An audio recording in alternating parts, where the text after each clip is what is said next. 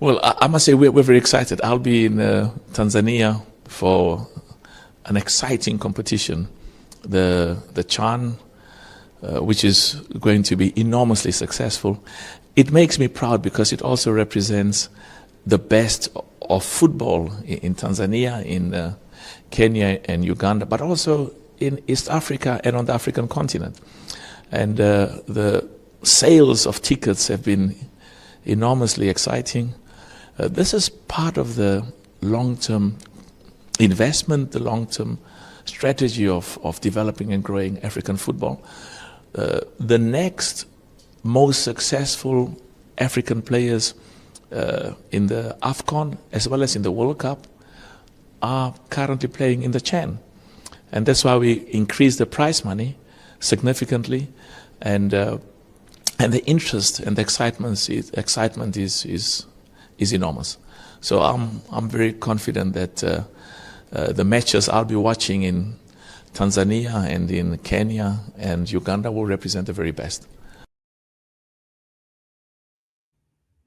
All right, guys, that is Daktari Patrice Motsepe, the CAF president, of course, speaking ahead of the CHAN that kickstarts in 4 days to come, starting from Dar es Salaam before coming down to Nairobi, then head to Kampala, Uganda. This is the this is the CHAN 2024 countdown.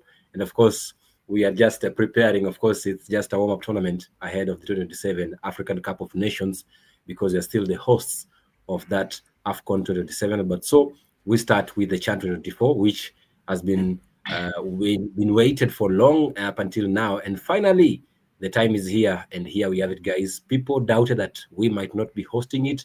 People said maybe East Africa is not ready to host the CHAN, and people maybe said East Africa might not be able to host a successful CHAN. But then there you had it from Patrice Motsepe saying, of course, the best and most successful teams or national teams in the African continent are going to participate in the CHAN in East Africa. This is the CHAN 2024 countdown, live on Walk with Sagini, Facebook Live, but also on YouTube Live, but also follow us on our LinkedIn Live, Jason Sagini, the sports arc. Bishop, I'm very, very glad and very, very happy to be joined here by a rich panel of journalists, broadcast journalists, radio presenters, print media journalists, but also analysts from all over East Africa, starting from Kenya. Joshua Kwanya, radio presenter here in Kenya, but also Imran Otieno, print journalist here in Kenya. Peter Otai, football commentator, and also radio presenter in Uganda with UBC.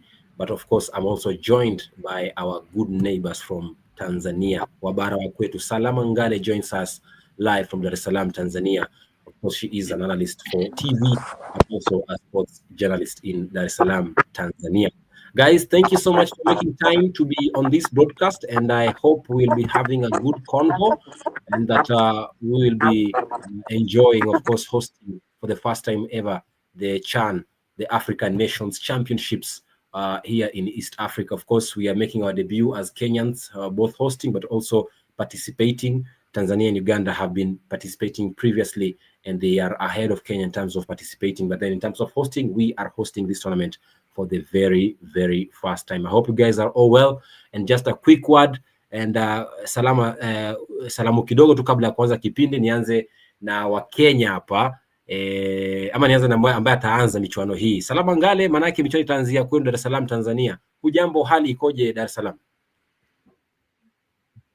Unmute your microphone.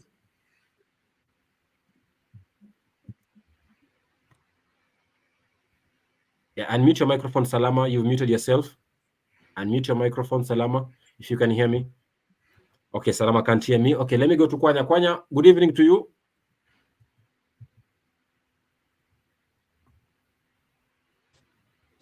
Good evening, Saginia. Thanks so much for having us on the show today. Yes, nice to have you. Salama, you can now hear me. Hujambo, Dar es Salaam kwema?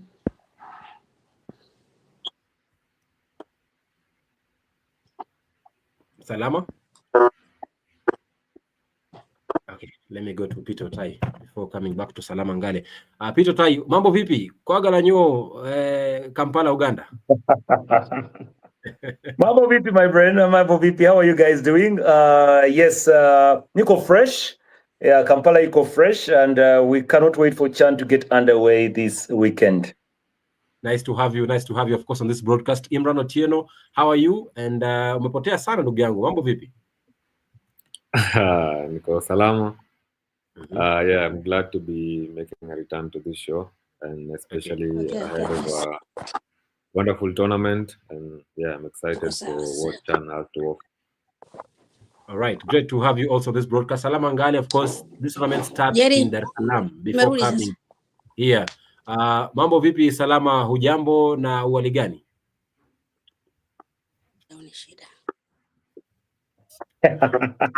Can you hear me Salama? Niko sawa sawa, sisi tuko vizuri.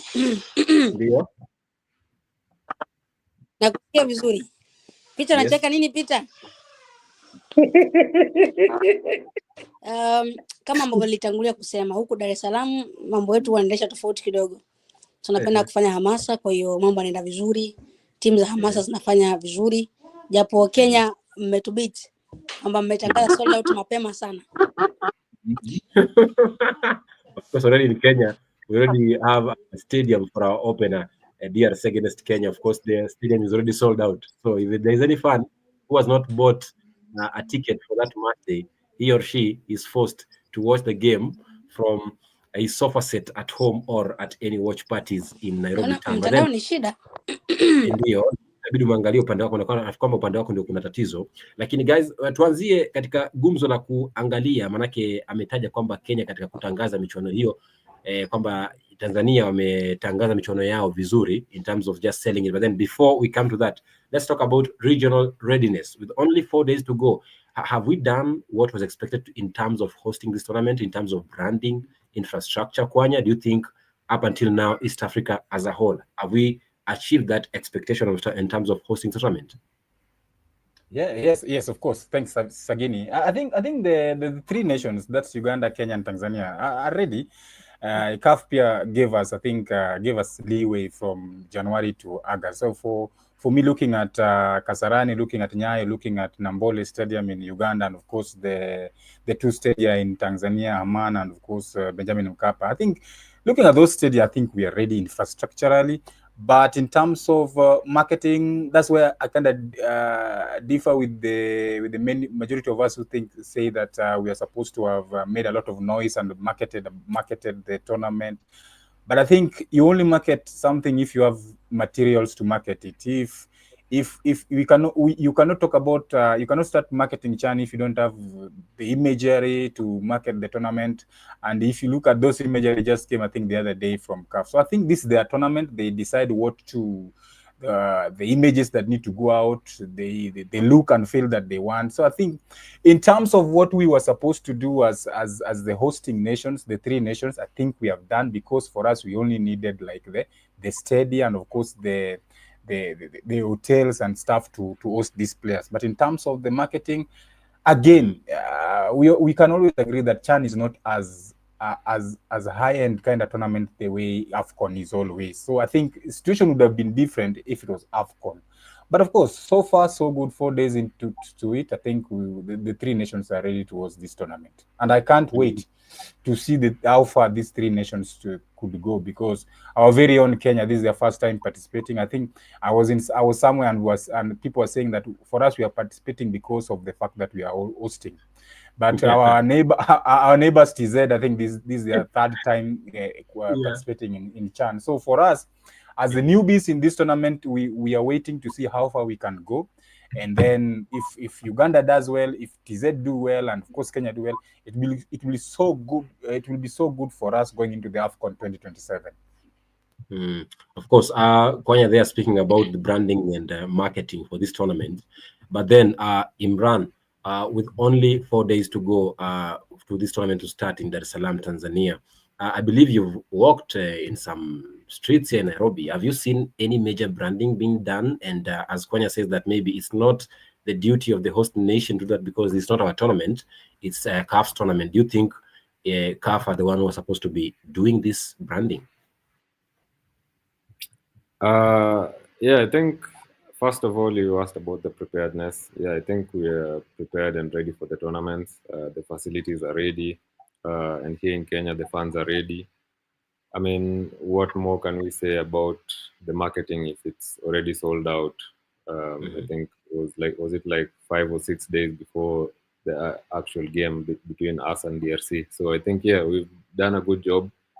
I mean, there's always room for improvement, and we can always do better in terms of marketing it and branding it and making the game like more available and more consumable to the audience or the fans. But yeah, I think to answer your question, yeah, I've seen a couple of brandings. Today, I think I took a video of one branding being put up in a section of Nairobi, and it was interesting. It was interesting to see, and I even took a video of that. So yeah, I think not many people know about the tournament as it should, but so far so good. If it's sold out days before, then we're doing a good job. I'm not too sure about the other nations, but I'm sure they're also prepared. Maybe Peter can tell us about Chan in Uganda. Yeah, of course. Talking about that Chan, I'm so curious also to understand what's going on in Kampala and Dar es Salaam. That's why I have Peter Otai here and Salam Angale, who is yet to join the program because of internet issues. But then, Peter, when I go to stadiums here in Nairobi, Kasarani Stadium, I can see there is a lot of branding being done inside the stadium, at Nyayo Stadium, branding purely being done. But outside, so far, I've walked through the streets of Nairobi and I've only seen one billboard in Nairobi town, which speaks about the Chan. I don't know if it's the same case in Kampala and the surroundings there in terms of branding and marketing for this tournament. Thank you guys again.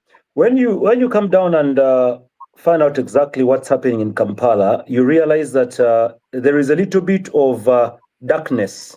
We normally say dark clouds surrounding Kampala. Apart from the launch, where you've actually put a very good picture over there, that happened on a Friday. His Excellency Yoweri Kaguta Museveni was the guest of honor when we were actually unveiling Chan. That was around the ceremonial grounds of Kololo. That excitement, the branding was very good in Kololo, but outside Kololo, there is nothing that talks about Chan. It is of recent that they've actually begun branding the airport because the teams have begun arriving at the airport. Then they've begun branding some hotels, some major hotels. Case in point, I can talk about Sheraton Hotel. I can also talk about, I think, Sky's Hotel. They've actually branded there. Why? Because these are some of the hotels where the teams are going to be staying. From the airport, of course, the first thing that welcomes you is a desk talking about Chan. That's it. But if you keep on moving from the airport to maybe Kampala, there are no billboards. We don't have billboards talking about Chan.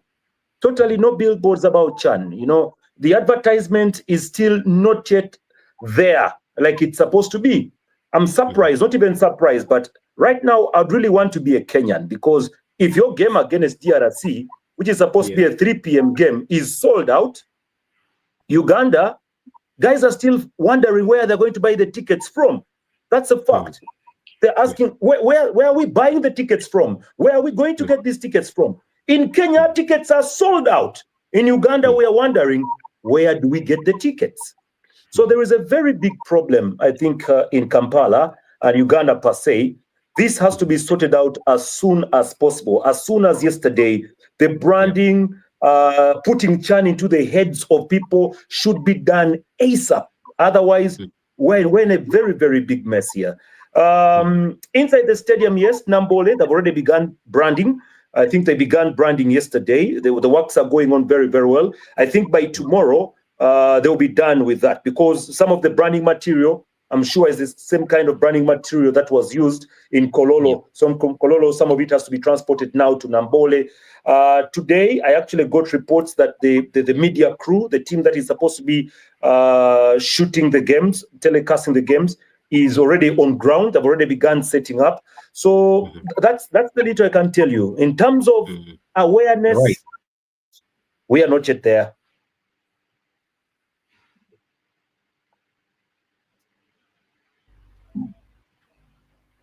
Are we good? Sagini might have dropped. I think it's a shock for him when I spoke about Uganda and looking for tickets. He's frozen. Yeah? But I think, Peter, again, it also goes back to how the media in Uganda have also kind of used their airspaces to talk about this tournament, because I think in Kenya, if you look at the digital spaces, if you look at the mainstream media, radio stations, TV stations, guys even who rarely do sports on their shows have been talking about Chan in coming to Kenya. So I think maybe your media houses in Uganda might have not also made a lot of noise about this tournament as compared to Kenya, because for me, I think that's one of the reasons why maybe ticket sales have gone a bit higher for the Kenya versus DRC game. Apart from the people that are doing sports, that is the sports journalists and of course the sports programs on respective media houses, both radio, print, and of course electronic, most media houses will actually ask you one question: who's paying us? Because you can't blame them. Who's paying us for the publicity? You have to pay us for publicity. So if you want us to publicize Chan, you got to pay us. The national broadcaster where I work for was actually the first to begin publicizing and advertising Chan. But the advert we made was not actually to say that Chan is going to be live on UBC. We made an advert that actually promotes the Chan in relation to Uganda. That was the advert we made. I'm sure the government will have to sit down with some of the media houses and say, guys, here's the money. Let's push this thing because our game is on Monday. We need to have a full house. Yeah, sure. I think that's the correct statement to put there. Let me give out some shout outs before we cross over to another discussion, which is a critical one in terms of fans engagement and fans treatment in terms of what they're supposed to do and what they're not supposed to do inside and outside the stadium during the Chan 2024. I can see Derek Jumba is watching, Colin Sikole also watching on Facebook Live, Patti Murade also watching on Facebook Live. But again, here on the comment section, Derek Jumba says, anasema kwamba show safi na watazama mubashara kutoka Nakuru, Kenya. Anasema anatazama mubashara. Asante sana. Now, let's talk about another crucial key issue. But before that, one just inform you that we already have one visitor in Nairobi, Kenya. I don't know if Uganda, you've received any visitor up until now, because here in Kenya, we've already received the Atlas Lions from Morocco because they landed recently 2 nights ago, and they're already in the country. Hata wameshafanya mazoezi, they already trained at the Kasarani Stadium ahead of this year's tournament. So I don't know if Uganda, you already received any visitors up until now? Yeah. Today we received Niger. So Niger was the first country to arrive today. We're actually very happy to have them. They arrived in the afternoon hours, and they'll be sleeping in a hotel called Skies Hotel, and that is at the suburb of a place called Ntinda. Wonderful view over the city center. They will have a very good stay at Skies Hotel. All right, very nice. That's nice to know. But of course, in Nairobi here, we're expecting DR Congo, but also Angola starting tomorrow. We alongside with Zambia. Zambia was supposed to arrive in Nairobi today, but then they did not arrive because they changed their plans of travel. So we might be expecting them by Friday this week. But then, as I said earlier on, Morocco were the first team to arrive in Nairobi ahead of the Chan in Group A, whereby they're playing alongside Kenya, Angola, and Zambia. But then away from that now, there's another critical thing I want to understand also from both sides. I wish Salamangalo was here to speak about the same, and it's about fans treatment or fans engagement inside and outside the stadium.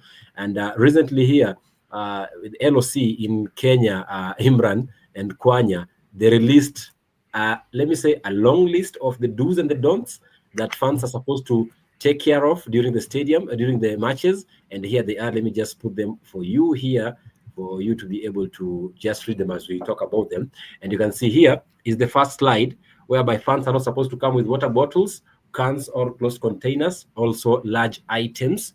But again, also no pets. Wale wa chihuahua, wekeni chihuahua nyumbani. Those people who have pet dogs, kindly put them back at home. Any powdery substance not allowed in the stadium. I think we all agree with all this. But then the second slide here, firearms or any weapons, lookalike weapons, explosives, helmets, but any object that can be used to harm, like cutting, stabbing, hitting, or injure, they're also not allowed inside the stadium at the Chan. But then this third slide here, the fourth slide here, illegal drugs, signal blocking devices, outside food or takeaways, offensive political banners are not allowed. But then the one that is making round and noise in Nairobi is about noise-making devices, vuvuzelas, megaphones, whistles, loudspeakers, and drums. When I talk about drums, Gor Mahia fans and AFC Leopards fans understand it better. When I talk about Vuvuzela fans, South African fans understand it better. So the question here is, Kwanya, do you think vuvuzelas and drums are such not friendly in the stadium? I could be wrong, but I think vuvuzelas were banned by FIFA after the World Cup in 2010 in South Africa. So, but of course, if you look at all those things that they are the prohibited stuff that CAF is talking or LOC is talking about, I support some of them. But my issue is the drums, because we are Africans. Why should we watch football the way Europeans watch football? If you go to a Nigerian setup, a Nigerian league, Nigerians play their flute and their drums, and you enjoy the match. But for me, as a Gor Mahia fan and as someone who follows Kenyan football, we are used to drums. Now you're telling us not to go with the drums. I don't know what drums will cause, but I think again, as we started, I said that this CAF tournament, they make the rules. Ours is just to abide by those rules. But I think there are some of the things that for me might know that do not make sense, things denying me the chance of just going to the stadium. Because for me, they say that raha ya kutazama mpira stadi is kudance. Kudance those drums. So when you deny us such kind of opportunities of going to the stadium to dance and enjoy, that means that the enjoyment part is now shut. So they just want us to go to the stadium and sit down and watch the football match. But anyway, it's the tournament. We lose. Even for us, I think Kenyans, TZ, and of course Uganda, this is the first time we are hosting such kind of tournament. We have never hosted it before, so maybe these rules look like a surprise to us. But maybe this is how it is out there. So it's also preparing the region for AFCON, what to do in AFCON 2027 and also what not to do. But kuna moshi pia tutamiss sana hiyo moshi, which is very sad. I know what you're talking about, but then let me just run to Imran. Imran, among all these prohibited items that the LOC of Kenya has just put in place, do you agree with some? Do you disagree with some? And could you please explain to us why do you disagree and why do you agree with some of them? Okay, yeah. Personally, I've looked at the list, and I think if you look at the list, some may seem shocking, and maybe it's as a result of not having a strong league, because we're used to going to games and we carry outside takeaway food. Maybe we carry some prohibited drugs like maybe Mirage, Jaba, or the smoke that Kwanya is talking about, or the smoke that Kwanya is talking about. But I think if we had a more professionalized league, this would be normal. The only thing that I don't agree with is the drums. For the vuvuzela, I would probably excuse it because it's a bit noisy. Maybe if you go there with kids into the stadium, I mean, it's a family affair, so it might be noisy for maybe kids. But I mean, drums, it's not the whole stadium. And I'm sure I've watched a lot of European matches and they have drums, especially PSG matches. They usually have drums, and it's only a section. It's not the whole stadium. It's a section of the ultras. And I don't think you'd be sane to take a kid to the ultras section. Ultras is basically for ultras. And when you go there, you know what to expect. So if you want noise, if you want all those, the perfect atmosphere for a game, you go to the ultra section. So I think maybe what wasn't done well was the sectioning, because if we had section, because right now, even if you buy a ticket and maybe you are 5 group of friends and you buy tickets separately, you probably won't get the chance to sit together. You probably have to buy the ticket using one account and buy 5. So maybe it's the sectioning that is wrong that makes the prohibited substances look a little bit bizarre. But yeah, I think for the drums, I mean, that's our culture. That's how we express ourselves. That's how we would love to support our teams. And some of the players just get some little bit of motivation when they hear the drums beating. So that to me was the only shocking bit. But the vuvuzelas, the whistles, the illegal substances, the signal blocking devices. I saw even smoke bombs were bombed and smoke bombs were banned and flares. So I think, yeah, that one is to make it more friendly, but drums is shocking. For me, it shouldn't be banned. Okay, Peter, I don't know if you are LOC Again, in Uganda. So again, just before Yes. Peter comes in, Yes, like Kwanya. in the North African side, when we watch CAF Confederations Cup and CAF Champions League, we always see those flares and those how do they call them? These things Smoke bombs. that air sport bombs. Kwani CAF never looks at those, never takes these funds through the security check to check if they are carrying those things, because even Nigeria women just won WAFCON the other day, and you could see lasers were on the Nigerian girls. So I don't know why such kind of stuff could be allowed in games kama hizo, but now for this Chan tournament they are illegalizing some of these kind of stuff. Yeah, actually I was to ask you because you talked about just to answer. Yes, Imran. Just to answer that, I'm not too sure if you're answering, but just to answer, I think it's banned. I think there was a game where Egypt was playing Cameroon in an AFCON qualifier, which was, I think, the final round where the winner took it all, because I think they finished runners-up in their groups and they went for that playoff. And Mohamed Salah, like, he had lasers on his eyes and he missed a penalty. And I think the Cameroonian FA incurred a fine for that. So lasers are banned. I think that one is clear. Maybe smoke bombs have not had fines for smoke bombs, but lasers are banned. Yeah, I actually wanted to ask Kwanya because he talked about vuvuzelas being banned by FIFA some time back. But then at the AFCON Cote d'Ivoire, vuvuzelas were on the pitch. I saw fans with the vuvuzelas. So I don't know where they banned them, because if they banned them, then is CAF part of FIFA or is FIFA part of CAF? I don't understand. But then, Peter, let me know, is your LOC in Uganda, or has your LOC in Uganda produced such prohibited rules, do's and don'ts for the fans?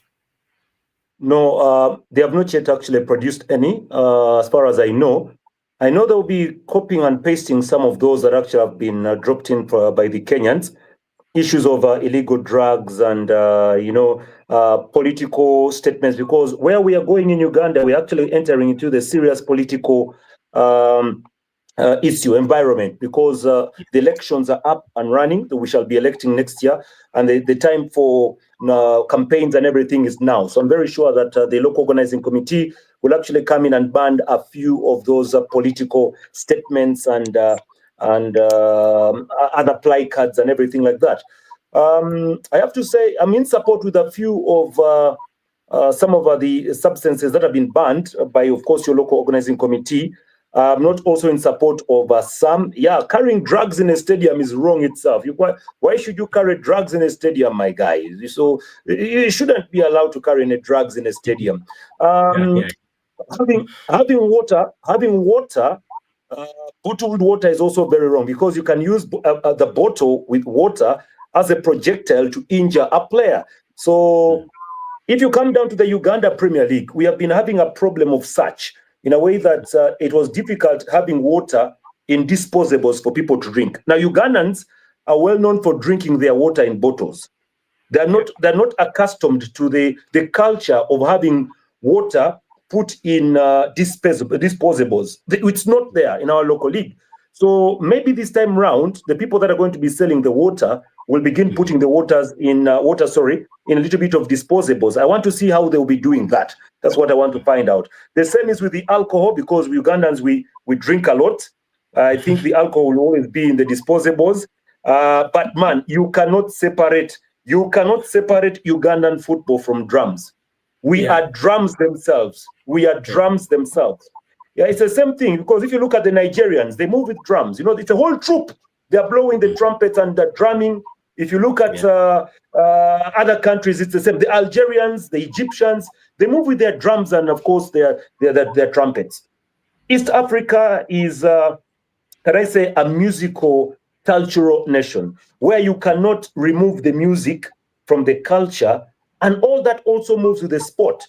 Because when you go to a football match and there is no drum, then it's not a football match. That's we. If there is no drum, it's not a football match. So your local organizing committee has to come back to their senses and really bring back the drums. I don't know what kind of drums they are talking about. You know, that's also another scenario. What drums are you talking about? Yeah. You know, you cannot separate drums from football. Then what are we going to watch? Are we going for a burial ceremony or anything like that? It's not a burial ceremony. For the love of God, we are going to watch a football match, and the only way we can motivate our players is by drumming and blowing our vuvuzelas and blowing our trumpets, rather. Should we just go and begin sitting and we clap like the white man? Oh, it was a very good pass. That's good. That's good. Hey, no. That doesn't work in African football, especially East African football. No. It's not only in football. It's not only in football, but in sports in general. Why? Because recently, I covered the Basketball African League that just concluded in Pretoria, South Africa, in the month of June, and drums were part of the game. Music is part of the game. In short, BAL and FIBA ensure that music and the drums, they are part of the basketball. Okay, so I don't understand also how you separate music and African culture, because African culture, we know African culture from the drums. So let me know in the comment section. Let me tell you. Sorry. Yeah. Let me tell you. In Uganda, we have a competition called the Fufa drum. The Fufa drum. It's a competition where different regions play against each other. We have Teso, we have Buganda, we have Kampala, we have Toro, Renzori. You come from Mbale, Bugisu, Busoga. Now, these are the regions that make up Uganda. And we put it into a competition called the Fufa drum. The word is drum, because the drum is used in all the cultures of Uganda. You can use it for communication. You can actually use it for entertainment. And you can also use it for any other thing. So banning a drum in African football, you guys are joking. You guys are just joking. Somebody just asked me here that is branding being done also in Tanzania? And let me just inform you that branding is also being continued to be ikiendelea kufanywa katika uwanja wa taifa wa Mkapa, Dar es Salaam. And as you can see on this video here, this is Dar es Salaam's Benjamin Mkapa. And as they say, kwa Mkapa hapatoki mtu na kitu, na Mkapa ipo tayari kwa kuandaa michuano ya CHAN. Now, away from the pre-game, now let's get into the game, because we talked about East Africa's region readiness in terms of hosting, in terms of the infrastructure, in terms of also marketing and branding, but also the fan flair that we are also almost a very crucial part in terms of the game that is going to start in 4 days to come. Away from that all, let's talk about now preparations for our teams.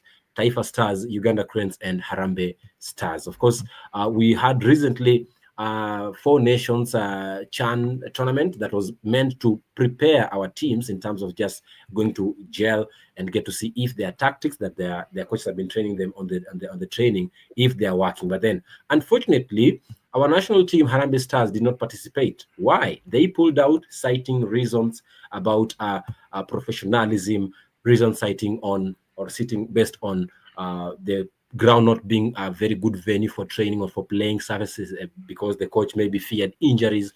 But then Senegal, who are defending champions, ended up participating in the tournament. Uganda, who are one of the hosts, participated. Tanzania also, who are one of the hosts, also participated. My question or my worry is, first of all, if Senegal played there, if Uganda played there, if Tanzania played there, were Kenyans very, very eligible to say, maybe this pitch was not good for our players to play, Kwanya? Well, thanks again. I think first, for better preparation, I think it was good if we participated in that competition, because that also, apart from just coming back to play police and playing some other friendlies, that you can't really gauge how well ready the team is. I think it would have been so good if we, despite the challenges that the technical bench, the coach saw in Tanzania, I think it would have been just good for the team to participate in those friendlies. That would have helped the team to gauge where they were in terms of preparation. Of course, McCarthy and his coaching team, they are professional. They know the standards they played in. They know the standards they need. So if for them they saw that the standard was not that good for them, they decided to come. But as a football fan perspective, I think ingekuwa fiti if they played in those friendlies, that helps you to gauge how ready you are, because you're now playing your neighbors, Sudan, Tanzania, you're playing Uganda, you're also playing the champions of the same tournament that you guys are going to participate in. That one, if you play against, I think TZ played in this tournament, and I think they had like 2 wins, if I'm not wrong. So you see, that kind of gauge, they kind of help them gauge, okay, we are here, this is what we need to do to improve, and this is what we need to do to get results. So I think as a fan, we kind of lost that. So at the moment, it's very hard to gauge where Harambee Stars is in terms of preparation. Of course, we will go see them train and everything. You will say, oh, the team is ready. But now the 90 minutes is always a different kind of ball game altogether. So for that, with all the challenges, for me as a football fan, I think they should have just played. But at the end of the day, we gave the coach the opportunity to work. Let him do his work. Okay, Imran, as a Kenyan citizen and as, of course, a Kenyan fan, Harambee Stars fan, do you think that decision to pull out of that tournament will come to haunt Harambee Stars if they don't perform well in the group stage for the CHAN? I mean, of course, if they don't perform well, people will look back at that and say they should have. I mean, even if they, I mean, it could go either way. Even if they do, people would say, yeah, probably pulling out was a better decision, maybe to focus on the preparation. So, yeah, there's always something to blame when either happens. If you're successful, it won't look like a big deal. If you're unsuccessful, then pulling out will look like a major blow. But personally, in terms of preparations, which I think we're talking about currently, is that Kenya has had difficult preparations for this CHAN tournament. I mean, we knew that this CHAN was supposed to be in February, first of all. So probably preparations should have started at the start of the year. And even if it was postponed to August, which is in a few days' time, I think we should have just continued with our preparations as usual. So far, I would say we've only played Chad twice, and Chad, no offense to them, but football dwarfs in Africa. You can't really gauge yourself after playing Chad. He was supposed to play in that Four Nations tournament, which we pulled out. If you look at the call-ups and the squad, it has undergone changes. I mean, there's a graphic that you shared about the fixtures. It had Bajaber. Bajaber is currently out of the tournament after signing for Simba, which hasn't been confirmed yet, but I think the deal is through. We've had players who've gone to Zambia. I mean, our 2 top scorers from the local league joined Zambian clubs. Those could have helped us, especially after Emmanuel Osoro's goal against Chad in the 2 friendlies. I think he started getting his confidence back. And if you look at the team, it's hard to see where the goals will come from. I mean, we have Masoud Juma, who's experienced. He's played for McCarthy before in South Africa with Cape Town City.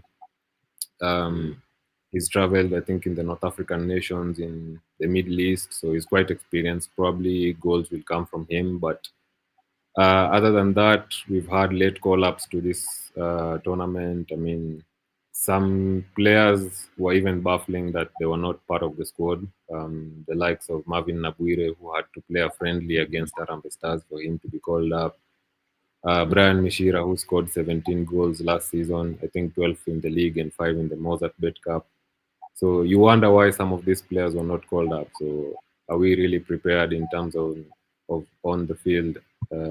Off the pitch, I think we've talked about it and we've said, yeah, we give it a thumbs up and we're optimistic. But on the pitch, I think there are problems. I mean, we're making our debut in this tournament and we are in front of our home fans. So preparing for it should have been paramount. But having played Kenya Police and former Kariobangi Sharks players, I don't think I'm confident. And I think it all boils down to us as a country. If you look at the under-20, I watched the under-20 play, I think it was in Egypt. And if you look at them, they're technically gifted. Like, They know how to receive the ball. They know how to pass. They can basically do anything. But it's that game situation, that game mentality that they don't have. They lead in the first half. The second half, they let in goals. That game, because a tournament is very different. A tournament is a different ball game from a league. A tournament, a small team can win it because it depends on your path to the final, and it depends on your motivation. It depends on how strong your squad is, if you have squad depth. So yeah, I think it's a different ball game, and that's what we lacked in the under-20. We lacked that tournament mentality that you can sit back and hit on the counter and one chance, one goal, and you win that game against a top team. So I think that's what is lacking for Kenya.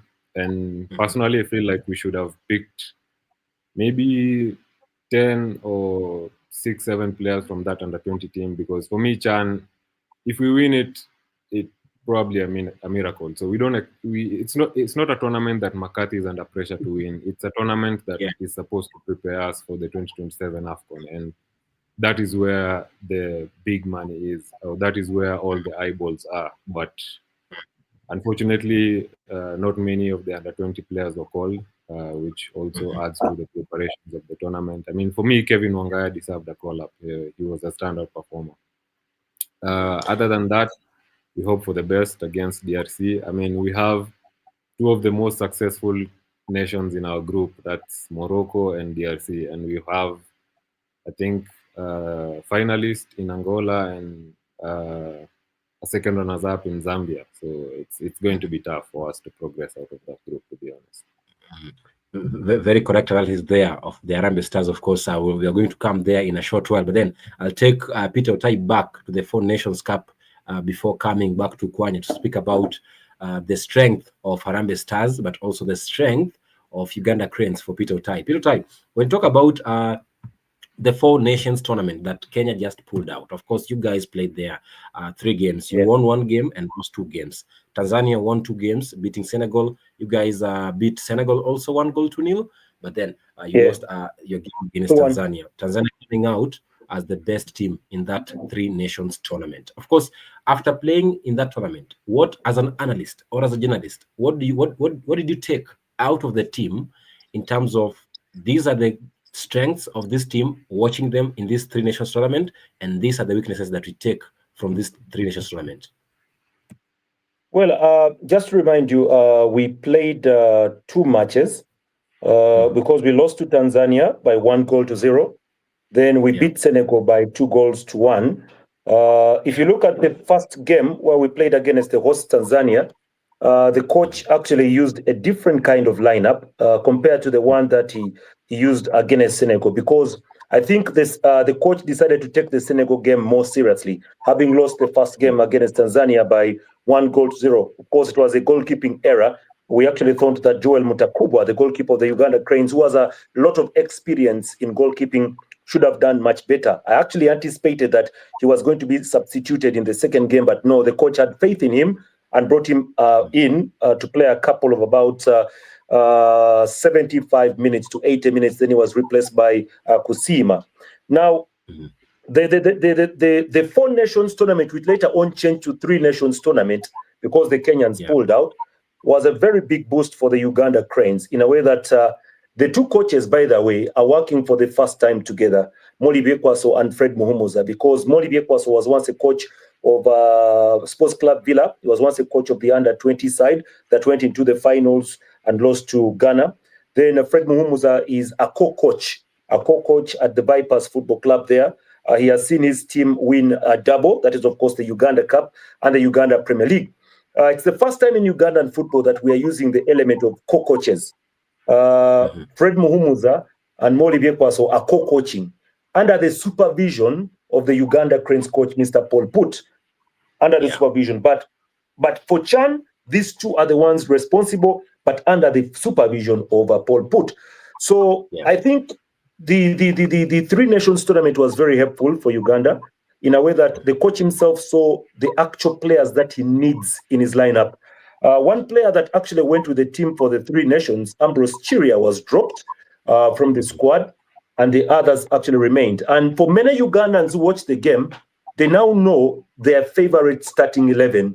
ahead of the CHAN, because I can tell you the first game and the second game totally different. Second game, the boys were more aggressive and more venturous. That's why they scored the 2 goals. The first game was a little bit sluggish. So now at least the fans can sit down and weigh and gauge who can actually be a starter for the Uganda Cranes when they open up against Algeria on Monday. So those are some of the benefits, because if you look at these footballers, after the end of the Uganda Premier League, they were not involved in any friendly matches. At least the Kenyans were involved playing former players of Kariobangi Sharks. Is that right? Yeah. Former players of Kariobangi Sharks. Yeah. If I'm not very much mistaken, I need to be reminded. At least you played that game prior, which of course you lost. The national team loses to former players. That's interesting anyway. Very, very interesting. You know how former players can come together and beat a national team. Yes, very, very interesting. But for sure, you guys, I think Kenya missed out on this. They missed out because if I ask a question, which stadium did the Harambee Stars use for playing against the former players of Kariobangi Sharks? Yes, we could admit that maybe the location of the facility was a little bit far from Dar es Salaam, but sometimes you need to have a far facility so that you guys can concentrate. So Kenya pulling out of the 3 nations, of the 4 nations tournament was a big mistake. And I hope it doesn't come back to haunt you guys as you prepare. Because God forbid the national team loses the first game to DRC, questions will begin arising. You see, you guys, you didn't play, preparation was poor. A lot of talk will actually come up. So God forbid anyway, but that's it. Bila shaka, we've had the side of Kenya and Uganda, but of course, as 3 host nation for the CHAN, we don't have a representative here for Tanzania because Salama Ngale did not manage to come back. But then let's get to hear the head coach of Tanzania's Taifa Stars after participating in that 3 nations tournament and coming top as the top nation. What he had to say in terms of what they've gained and what they have seen in that friendly games. Yani kocha mkuu wa timu ya Taifa Stars Hemed Morocco Suleiman alizungumza baada ya kukamilisha michezo ya kirafiki katika michuano ile ya 3 Nations Tournament huko Karatu, Arusha, Tanzania. Fikiri bado tunamshukuru Mungu, nafikiri tumemaliza mechi salama, sio? Alhamdulillah, lakini nafikiri tumefanikiwa kwa 80%, sio? Kwa kile ambacho tulijaribu kuplani kwenye hizo mechi 2, nafikiri kimeenda workout. Na bado kuna mambo ambayo hayajakaa vizuri, especially kwenye baadhi ya maeneo tunahitaji kuyafanyia kazi kabla ya kuanza kwenye mechi yetu ya tarehe 2. Of course tunaendelea kujipanga, tunaendelea kuhakikisha kwamba tunajipanga vizuri, kuhakikisha kwamba tunashindana mashindano. Nafikiri ndoto ya kila Mtanzania iko hivyo. Kwa hivyo tunarudi nyumbani kesho, tuna siku 4 za kuweza kurekebisha yale ambayo mapungufu yameonekana katika mchezo hizi miwili, na naamini kwamba kwa kikosi tulicho nacho wachezaji wanaadapt vizuri, na siku ya mechi tarehe 2 tutakuwa tuko vizuri, na inshallah heri tutapata matokeo. Nama ni sauti ya kocha huyo wa timu ya Taifa Stars Tanzania Hemed Suleiman Morocco akizungumzia kuhusu walichokipata walichokivuna katika mashindano ya kirafiki ya 3 Nations Tournament huko Arusha katika eneo la Karatu nchini Tanzania. Maana ilikamilika na tayari timu ya Taifa Stars imesharejea nchini Dar es Salaam na imeshaanza mazoezi katika kambi yao ya mazoezi huko Dar es Salaam. So Hemed Suleiman says that they have at least achieved 80%, and Peter Otai just of course analyzed it whole and said Uganda also gained something because some players were dropped after that tournament and some have been called up. So it's up to Kenya to decide if they made a mistake, and as Peter said, maybe he hopes that that decision to pull out does not come to haunt us back after the CHAN. Away from that, let me now go back to the team analysis. Kwanya Joshua, Imran had talked about Harambee Stars squad, and he spoke about the strengths and the weaknesses in our squad. Could you please do the same? Do some justice, give credit where due, and of course, check out where we are doing a mistake in that Harambee Stars squad ahead of our first game against DRC on Sunday. First of all, I like how Peter really stressed on the friendly game that Harambee Stars played against former players of Sharks. And then...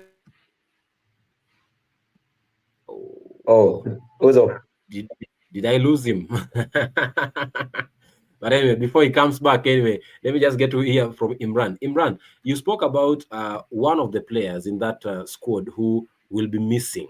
Of course, Mohamed Bajaber, who just signed for Simba, not yet confirmed, but then sources believed to say that Mohamed Bajaber is heading to Simba, and hence, if he signs for Simba, then he becomes ineligible to play for Kenya at the Harambee Stars CHAN because he's not playing for the local league anymore. He's playing for an outside league outside Kenya. Of course, he misses out, goes to sign for Simba. My question or worry is, I don't know when the transfer window for Tanzania is being closed, because I'm trying to think, maybe should they have waited for the transfer window to just for this CHAN to end, then they can join Simba after playing for the national team, but then that's up to them. But then his replacement comes in, and he is a guy from Shabana FC who has been really having the fan support. Fans have been calling out for him to be called up, and finally here he's being called up. Brian Michira from Shabana FC, of course, scoring a lot of goals. Do you think he's going to replicate, and do you think he joins the team just in time, because you also check on preparedness in terms of tactics, style, and he has not been the team for a while? Do you think he'll click quickly and help the national team in terms of replacing Mohamed Bajaber? Okay, there are a couple of questions there. I'll start with Bajaber. First of all, I think if you're heading to a tournament of CHAN's magnitude and I'm a player, I'll want to play in that tournament, then maybe look for moves later on, because if I believe in my abilities, I'm confident going to that tournament to showcase my talent to every team in the world, and I'm sure I'll have 2 or 3 suitors who will be interested in me based on my performance. So I read a couple of players, some of them who have actually played for Harambee Stars. You leave the Kenyan league and go and sign for a team in South Sudan, and in turn you miss CHAN. I mean, no offense to South Sudan, I believe it's a growing league, but if you leave the Kenyan league to go to South Sudan and you miss out on a chance to play for CHAN, for you as a player, maybe we have different ambitions, or maybe you're looking for quick money, or maybe there are a couple of reasons why you can make that move, but to me it doesn't make any sense leaving the Kenyan league to go to South Sudan, and there's a tournament like CHAN where you can probably get a deal to Europe. So yeah, for Bajaber, he has his reasons for signing for Simba. Of course, he thinks they are the right one. For me, I think he could have played for CHAN, but I'm just a fan and a journalist. He is the player and he has his advisors and they know better. So I wish him all the best. I wish him he succeeds in Simba and becomes a star for our national team, Harambee Stars, and even goes to Europe. He's a player that I admire so much. I believe he's wonderfully gifted. He's one of the players that can turn the game on its head. When the game is 0-0, I mean, we saw it against, was it the Gambia? He came in and changed the game wonderfully. He, I think, scored a goal, provided an assist, if I'm not wrong, or it was a pre-assist. So he's quite a gifted player. So all the best to him as he begins his new chapter in Simba. You also asked about Brian Mishira. I mean, it's hard being Brian Mishira, to be honest. You finish the season with 17 goals, 12 on the league, 5 on the cup. You have a couple of assists. You don't get a call up. Of course, you're disappointed. That affects your mentality. You have to now start looking for motivation because you've done a lot, but it still didn't warrant a call up. Then you are called up as a replacement. You now have to train your mind differently. You have to focus for the next 1 month of CHAN. You have to get into tournament you have to get that tournament mindset. He's not used to the national team. He hasn't been called up a couple of times, so probably that also weighs down on him in terms of not having familiarity with the players. And also Shabana didn't contribute so much players into the national team, so probably I don't know, but he's had to have gone under a lot of roller coaster of emotions. But I think he's a good player, especially on the wing. He can take on any player. He has goals in him. I mean, recently in football, we've seen most players especially forwards coming from the wide side and scoring goals.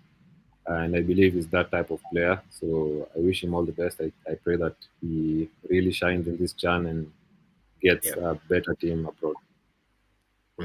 Very correctly placed there, of course, about Bajaber and Brian Michira. But then, Kwanya, if you just pick it up from where Imran has just left it at for Bajaber and Brian Michira coming in, of course, just 1 week, or let me say less than a week, towards our first game against DRC.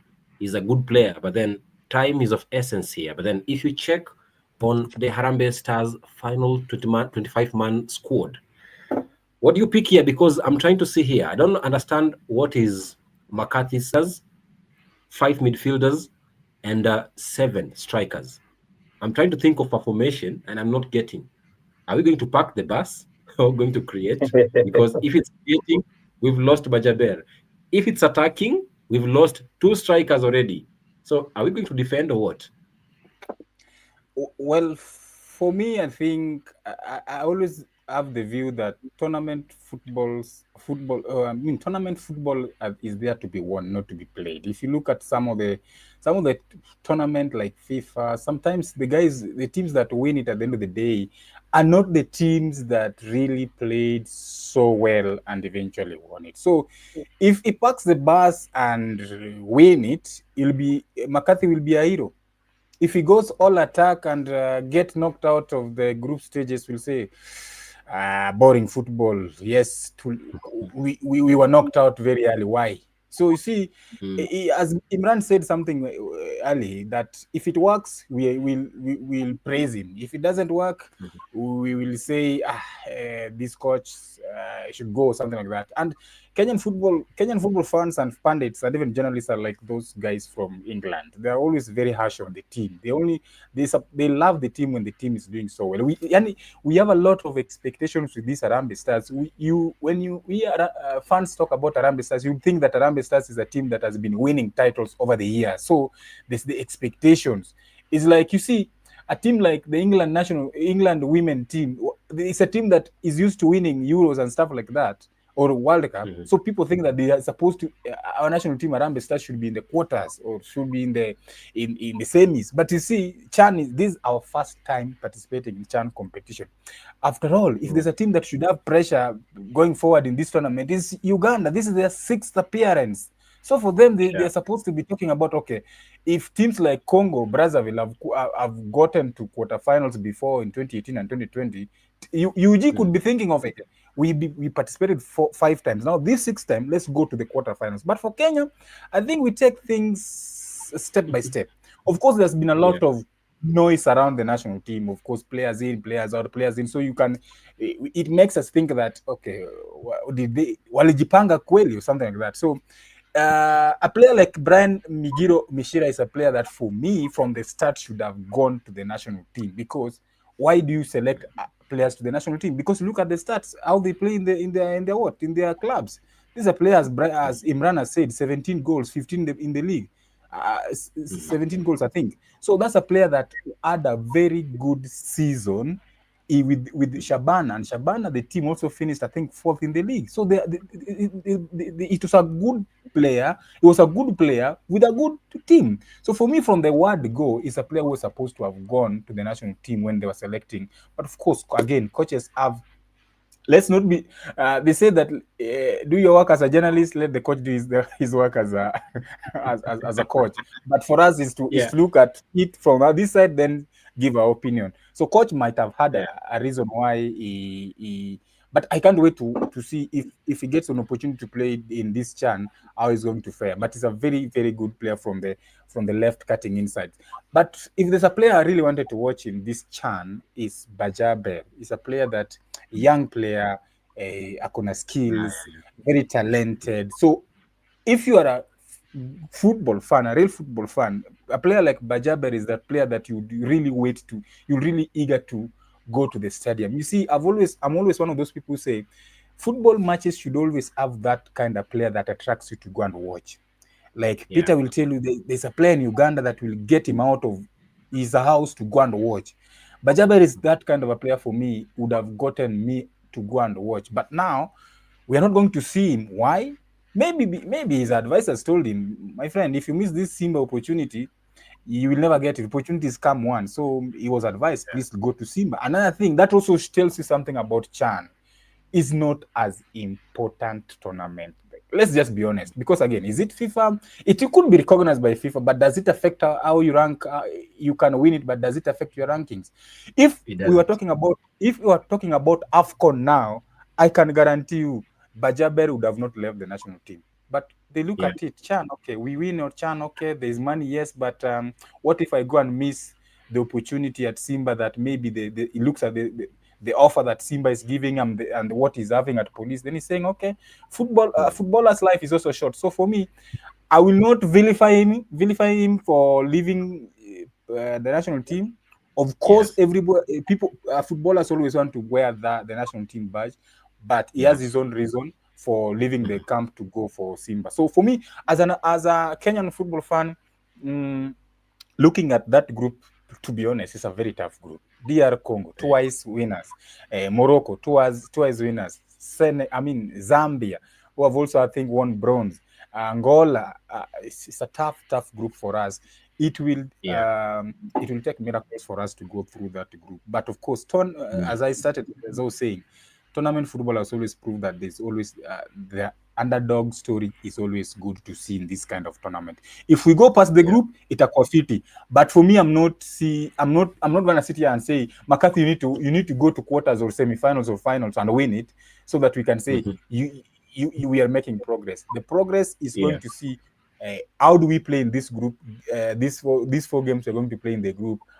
That's where I'm going to gauge the progress. But to say that you're going to go through that group is itakuwa ngumu sana, because they say in Kiswahili that siku njema huonekana asubuhi, si ndio? Look at Morocco. Morocco just came like 2 days ago. This is a team that they know why they need this tournament. You see, other teams are still preparing to come. Morocco came the other day. They had their training today. They are acclimatizing themselves with the environment and everything and stuff like that. So when some of the teams will be saying Nairobi is cold or is hot, for them they'll be enjoying. They'll be enjoying. So it's a wait and see. But we wish Harambee Stars all the best. Exactly, and of course, as the head coach of the Harambee Stars said in the last presser, because tomorrow they'll be holding their final presser, he said he's happy to see his players signing for big clubs outside the country, because one, you could see it maybe as a disadvantage or maybe as a lay down or as a pullback for the national team, but again, it is a blessing in disguise, because when Bajaber leaves, it's an opportunity for now Brian Michira to come and prove the coach why he was supposed to be in that team from the first place or from the word go. So in one or the other, it's a win-win situation for Bajaber, but also for Brian Michira, because it's now an opportunity for him to showcase what the fans think he has. Let's cross over to Kampala, Uganda, and get to know about the Uganda Cranes national team. Peter Tai, when you look at your group, of course, you are also in a very good group here, and it's not such an easy group as it may look, because you're facing Algeria, Niger, and South Africa alongside Guinea. And recently, because last week, the Harambee Stars named its final squad, and I was questioning myself. I'm waiting for Uganda to name their final squad. Tanzania are yet to name their final squad up until now. But then, Uganda Cranes walitaja kikosi cha mwisho, and here is the squad. Peter Tai, do us some justice, share with us the strengths and the weaknesses in this team, and how far do you think this squad can go? Yeah, the final squad was actually released recently, about 2 days ago. If you look at the squad that traveled all the way to Tanzania to play in the Four Nations tournament, they excluded one player called Ambrose Chiria, who was dropped, but the rest actually remained. I think our squad is a young one, I have to admit, compared to the Algerians that I've actually seen, compared to the Niger team that has come. Our squad pretty looks a little bit younger. The oldest footballer in that squad could be the goalkeeper there. Joel Mutakubwa is the oldest footballer on the squad. And Yunus Sentamu is actually the only player in the Uganda Crane squad who has gotten at least some experience of CHAN, because he has played in CHAN before. Because the last edition he wasn't there, but the other he was in there. That is Yunus Sentamu is the only player that actually has that experience of CHAN. The rest very new to CHAN, but I think they can actually come in and showcase their skills, because if you look at some of the young talented footballers, I think are going to shine very, very much. One of them is a young man in the names of, that is Alan Okello. He is the darling of Ugandan football, the top scorer of the Uganda Premier League, and other footballers like Kwikiriza, Nana, very, very young, will also shine. Joel, Serun Georgie, midfielder, will also shine. Marvin Youngman will also shine. I think the squad is a little bit balanced and well composed, though many Ugandans were complaining why a footballer in the names of what's the name of that guy? I keep on forgetting his name. It just Paul Muchirezi. It's called Paul Muchirezi. Paul Muchirezi was very outstanding for a club called NEC, and he's one of the reasons as to why NEC actually performed very well. He plays as a winger, so many Ugandans have been making a lot of noise why Paul Muchirezi was not included in that lineup. They actually surprisingly included him towards the build-up, when they were building up towards the final calls. The technical team decided to drop him later, and again Ugandan fans came out ranting why he was actually dropped. It's the same thing they did for Sentamu, because Sentamu on very many occasions was dropped out of the team, and Ugandans took to Twitter and all social media, and they threatened that this time around, if you don't call Sentamu, you guys are going to be in trouble. So fortunately, Sentamu played well for the Vipers, top scorer of the Uganda Cup with 4 goals, then scored a few goals in the Uganda Premier League. He has been very, very outstanding. And I think he really deserved the call-up into the national team. That's what I can actually tell you. But it's a fairly balanced squad, young, really, really young. And how far they will go, I do not know. I can't lie. I can't lie how far we shall go. The good thing is that the boys are playing in their very own backyard. I hope they don't get the stage fright, because some of them are playing at such a competition for the very first time. I hope stage fright doesn't come through. That is where an element of a psychologist will actually be very important in a team, because I don't think if we have a serious psychologist in that team, because the psychologist would have sat down the players, talked down the players, maybe try and bring their minds back into the game. But how far they will go, I don't know. Maybe home advantage will come to play. The Algerians came and washed us here in the World Cup qualifiers, it's a little bit of a gamble. We were doing well, then we slipped and they beat us 2-1 in Nambole. The rest of the teams have actually done well against them. Niger, case in point, we have done well against them. Guinea, of course, we beat them recently in the World Cup qualifier, so we know them very, very well. So South Africa, Bafana, we have a very good battle with those ones. We did well in South Africa, then at home here, there was a problem. But I'm very sure maybe the boys can make amends and try and sort out that problem. At least we can't say we have never played these guys before. We have played all these guys before. And some of the footballers that played against these teams are actually in the Uganda Cranes team. So they know these teams very, very well. We only hope for the best. Okay, of course, if you were to ask me, because Kwanya Joshua said that in football, there has to be that one player who might be, or you should be going to the stadium to watch. And I know if there's one player if there are players in East Africa who I would love to have watched on the stadium, of course, from the Harambee Stars side, I wanted to go watch Bajaber. Uganda Cranes, I would want to go watch Alan Okello. If it's Taifa Stars, I would want to go watch Faisal Toto Saloon. So, before coming to you guys to give me your predictions of the first opener games for your respective by the way, national sorry teams. about that. Sorry about that. Yes. In the in the Tanzanian squad, there is a young boy you need to watch out for. He's called Pipino. Pipino. Look out for that boy. Excellent player. I wish they include him in the final squad. But then, before I come to you guys to give me your predictions for your openers, DRC against Kenya and Uganda against your playing team in the first game. Uganda is playing Algeria. Algeria in the first game. Before I come, you give me your predictions here. Let me just read some comments here. Ingati Hillary is complaining about the fans' do's and don'ts. Anasema ati sasa hata hakuna gada, hata hakuna kubeba mkombero. Mkombero is not food, neither a drink nor a drug. I don't know if you know mkombero, Peter Otai. No. No. Please enlighten me. unless I look for a picture of Mkombero, I show him, then he'll understand. But Yeah, why would he? I know he knows. He knows. Sagini, He why knows would this guy? the plant? It's some ginger. Sagini. Yes. Sagini, why would this guy want Mkombero in the stadium during the day? Just curious. I don't know. It's called Mondia Witei in English. You can Google that, of course, Peter, and you'll get to understand what Mkombero is. It's called Mondia Witei in English. But then, Sheriff Washira says, Nicholas Jackson Kwanya Joshua Nyakwaro, man, a long time. Kijana, happy to see you. Amefurahia bila shaka Sheriff Washira, and Miyawa Washington was also watching the show in Nairobi. Anasema Harambee Stars, oh yeah, bila shaka. And let me just say, let's now cross over to the first openers. Kenya facing DRC on Sunday. This is a high-tension game for Kenya. Why? Because they are hosts and they are at home. and Harambee Stars, of course, as Kwanya said, fans in Kenya, of course, they always have expectations. This is a game that I think, if Kenya start well, they might do well in the rest of the group games. What do you think, Kwanya, and how will the game end?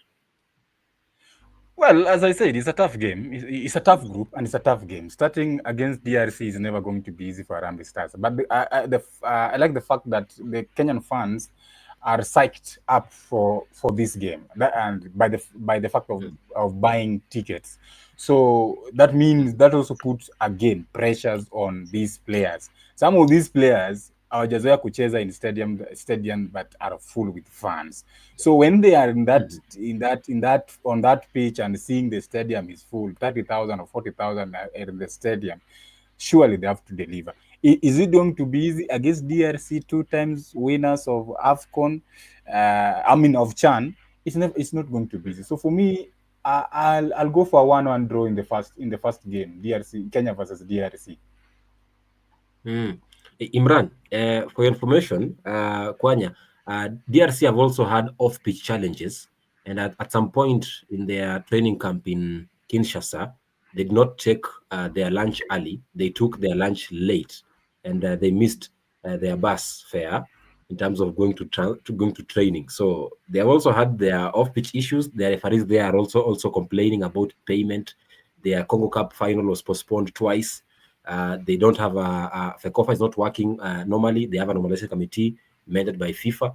So I'm trying to think. These off-pitch problems could be affecting them, because we also saw the same happening with the Leopard in the women's side at the WAFCON. I don't know if that will be. Sagini, don't you think the stomach hunger can bring the pitch hunger? You never know. But how will you play without taking food? Where will you get the energy from, Imran?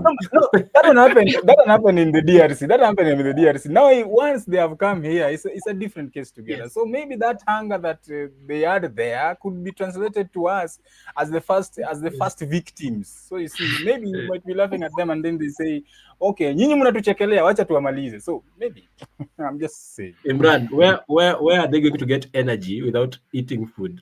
And how will that game end? Personally, I have to admit, I didn't know about DR Congo's preparations to CHAN, but I would say sometimes Africa is a big village. I mean, the problems that they face there is pretty much more or less the same problems that we face here. So that's no issue. I think Africa, we thrive in chaos, and yeah, I think it might affect them heading into the tournament, of course, mentally and everything, but when it comes to the 90 minutes, that's all that matters. And sometimes you might get past that, and you might actually use that as motivation. Sometimes we say that there are some teams in the FKF Premier League that come to Nairobi, and the coach's motivation is very simple. Tumetumia fare mingi kuja Nairobi, lazima tushinde. That means we've used a lot of fare to come to Nairobi, and we must win. So yeah, that might turn as motivation, like Kwanya said. But yeah, I think DR Congo, based of my knowledge off the top of my head, I think recently their teams haven't been performing as well as they did back then. I'm talking about the likes of TP Mazembe, the likes of AS Vita. In the CAF Champions League and CAF Confederation Cup, they're not as strong as they used to, because TP Mazembe played in a couple of finals in that era of 2010 to 2020 thereabout. AS Vita also, I remember a couple of times they've even gotten to the quarterfinal. I think there was some time they played Simba in the quarterfinal of the Confed Cup. So, but I haven't heard of them as much as I used to recently. So it means their league has kind of gone down. I think probably even the political situation there has played a part in that. So yeah, in terms of prediction, of course I'm Kenyan, and of course I would want Kenya to win the first home game. So I would go for a 2-1 win, Kenya. 2-1 win for Kenya. Myself personally, I think Harambee Stars will face a very big hill task in terms of, or an uphill task in terms of facing DR Congo, 2 times champions of the CHAN. It won't be easy, despite the off-pitch challenges for DRC. I know we've all had the same cases also with Harambee Stars, so I believe it's going to be a final before a final, or let me say the biggest opener aside from just the Dar es Salaam game to be played one day before Sunday. On my side, I think I'll pick a 2-1 win, as Imran says. But then across over to Kampala, Uganda. Of course, Uganda Cranes are facing Algeria in their first game at the Mandela Stadium. Peter Tai, this is a big game, and as I said, you played Algeria a couple of times and you know them well. So I don't know how this will end.